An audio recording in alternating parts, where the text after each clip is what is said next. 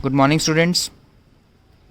As we know that our chapter that is congruence of triangles is going on, that is chapter 7th of your NCERT book, and let's start exercise 7.2. We have already done the introductory part of this chapter, and we have done few of the examples and the first exercise of congruence of triangles.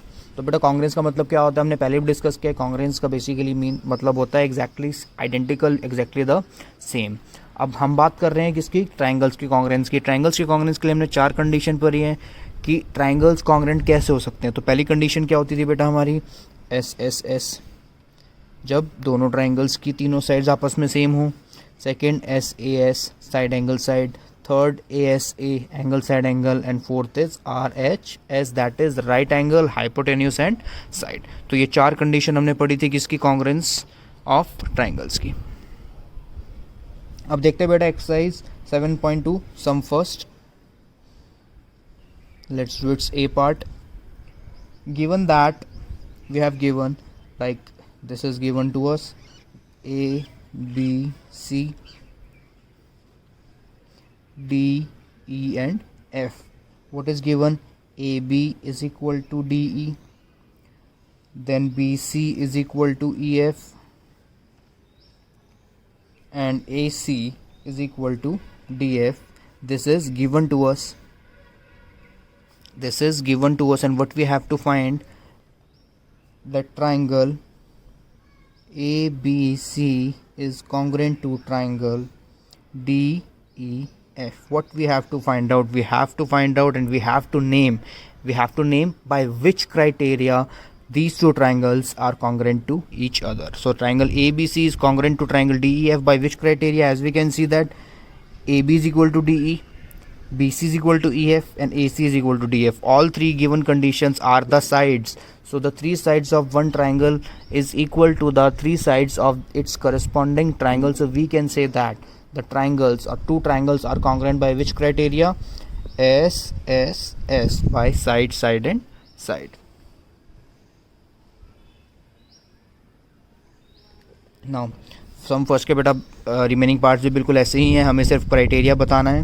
Let's move to sum second.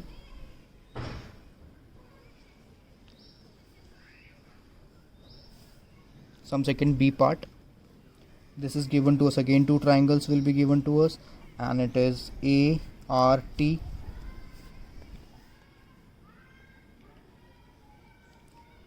and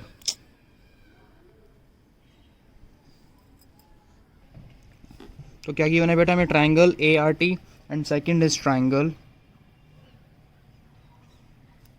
PE and N. ये दो triangles हमें given है, ठीक है. अभी इसमें हमें बताना है that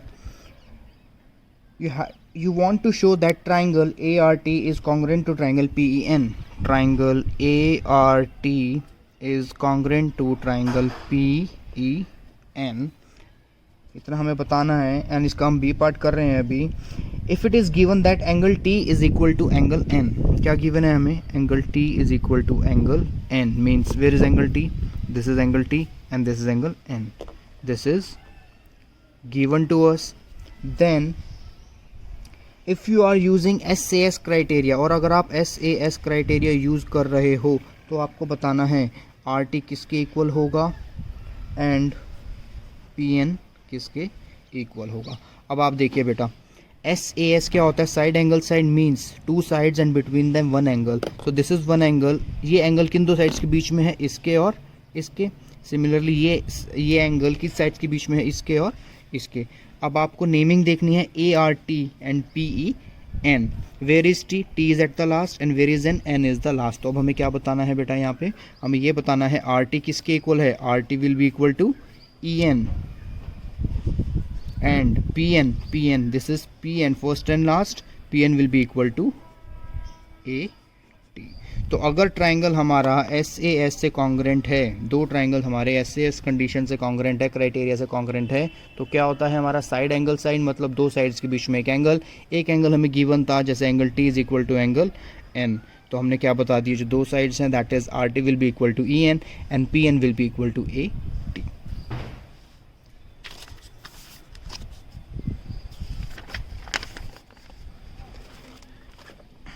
Now let's move to sum 3.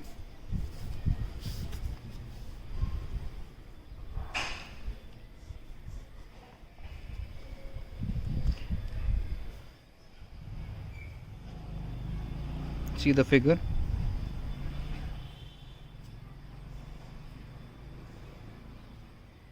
This is the figure given to us, that is A M P and this is Q.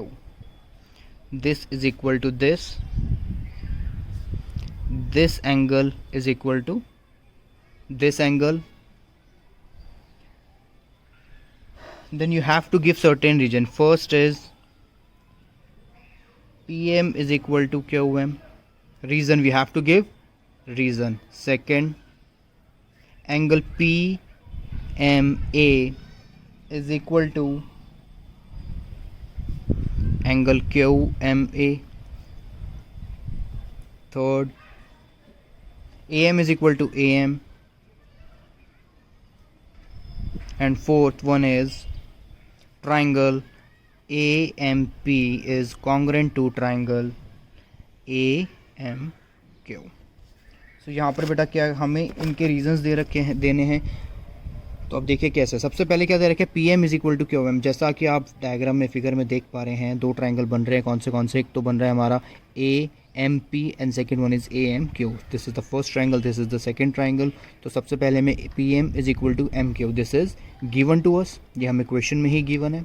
Second angle PM में this one is also given to us. तो एक एक side और एक एक angle हमें क्या है, गिवन है. थर्ड आप देखिए बेटा क्या है दे रखा है, AM is equal to AM. Where is AM?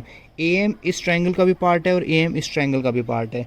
तो ऐसी कोई साइड जो दोनों ट्राइंगल्स का पार्ट होती है तो उसको क्या बोला जाता है, AM is equal to AM. That is reason will be common because this side AM is common in both the triangles. जो हमारी ये साइड AM है ये हमारी दोनों की दोनों ट्राइंगल्स में क्या है, कॉमन है. तो अब हम क्या कह सकते हैं बेटा, ये ट्राइंगल्स कॉन्ग्रुएंट हो गए.